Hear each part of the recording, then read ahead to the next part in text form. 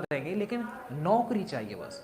तो ये जब एक आपके अंदर एक जज्बा होता है ना किसी भी नौकरी के प्रति जो समर्पण होता है, वो सच में एक दिन जो होता है वो आपके लिए जो होता है हेल्पफुल कारगर होता है और आप बहुत बेहतर जो है अपने आप में कर सकते हैं। रिया स्टूडेंट है, उन्होंने एक सवाल पूछा है कि सर जब हम यूपी पुलिस का जब हम एग्ज़ाम देते हैं या फिर कोई भी एग्ज़ाम देते हैं, विशेषकर उत्तर प्रदेश पुलिस से संबंधित इनका सवाल है, तो टाइम जो है वो मैनेज नहीं हो पाता। आपको पता होगा कि 2 घंटे का वक्त मिलता है आपको 150 क्वेश्चंस करने के लिए। प्रैक्टिस आप लगाइए घर पर, पूरे 150 क्वेश्चन का प्रैक्टिस लगाइएगा और तो जब आप लगाते रहेंगे तो उसमें आपके अंदर हिम्मत आएगा। जब हिम्मत आएगा ना, सच बता रहा हूँ, तभी आप इस पेपर को पूरा सॉल्व कर सकते हैं। नहीं तो 15 मिनट पहले आपका पेन जो हाथ ना कपने लग जाएगा यदि आपने तैयारी किया होगा तो इस चीज़ का विशेषकर आप याद रखें, प्रैक्टिस पर थोड़ा ध्यान दीजिएगा।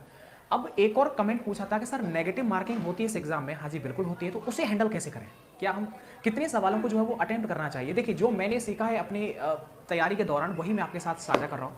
नेगेटिव मार्किंग इसका मतलब ये होता है कि आपको किसी भी एग्जाम के अंदर पूरा स्कोर नहीं करना होता है, मतलब पूरे क्वेश्चन जो होता है वो नहीं करना होता है। बिकॉज नेगेटिव मार्किंग जो होती है ना वो ऐसी होती है जिसमें आप तुक्का नहीं लगा सकते, और ऐसा एग्जाम जिसमें एक एक नंबर का बड़ा वैल्यू होता है और एक सवाल के 2 नंबर होते हैं, तो ऐसे में आप नेगेटिव मार्किंग से बचें। देखो नहीं आ रहा है तो उसे छोड़ दें, लेकिन नेगेटिव मार्किंग होते हुए किसी भी एग्जाम में आप उस क्वेश्चन को ट्राई ना करें तो बेहतर रहेगा। मैंने तो यही अप्लाई था, जब मैं प्रैक्टिस सेट लगाता था घर पर या फिर मैं एग्जाम में नहीं आया छोड़ दिया। उसके लिए मैंने विशेषकर जो तो अलग एग्जाम्स की जो है वो रणनीति नहीं तैयार की थी। मुझे लगा था हाँ ये हमारे लिए सफिशिएंट है, और मेरी फर्स्ट प्रायोरिटी जब मैं गया था एग्जाम देने के लिए, तभी मेरी फर्स्ट प्रायोरिटी ये रही थी कि एग्जाम में यदि कोई भी क्वेश्चन जो था अगर वो नहीं आ रहा है तो हमें वो छोड़ देना है, उस क्वेश्चन को जो वो हैंडल नहीं करना है, क्योंकि अगर गलत हो गया तो हम बहुत पीछे चले जाएंगे। इसीलिए मेरे इस जेल पुलिस का एग्जाम जब मैंने दिया था तो मेरे पूरे पेपर में जो थे वो 7 क्वेश्चन ही गलत थे, बाकी कोई भी क्वेश्चन जो था गलत नहीं था। 7 क्वेश्चन गलत हुए थे, और नहीं तो 14 15 क्वेश्चन तक जो है वो नॉर्मली गलत हो जाते हैं 150 क्वेश्चन का अगर कोई पेपर होता है तो रियाजी मैंने बताया। और एक बहन का कमेंट भाई का था नेगेटिव मार्किंग को लेकर के, अगर है तो आप बचिएगा, ज़्यादातर गलत आते हैं सर।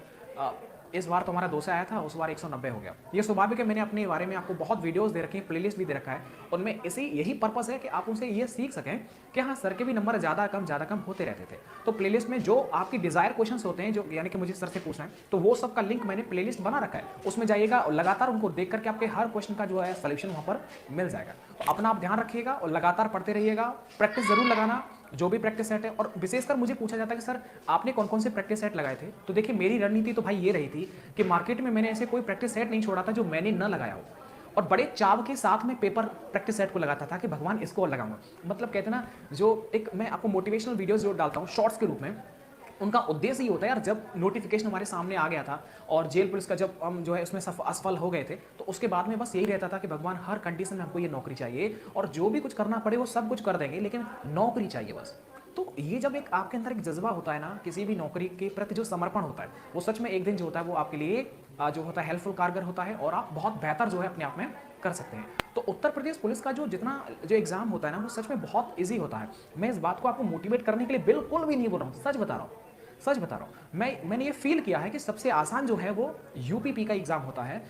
बोल सकते हैं सर सिलेक्शन होने के बाद आपको ऐसा लग रहा होगा, अब चाहे कुछ भी मान लीजिएगा, लेकिन मैं हमेशा ये सोचता हूँ कि यूपीपी का जो एग्जाम होता है वो बहुत आसान होता है। चलेगा, ये वीडियो बस मैं यहीं ऑफ कर देता हूँ।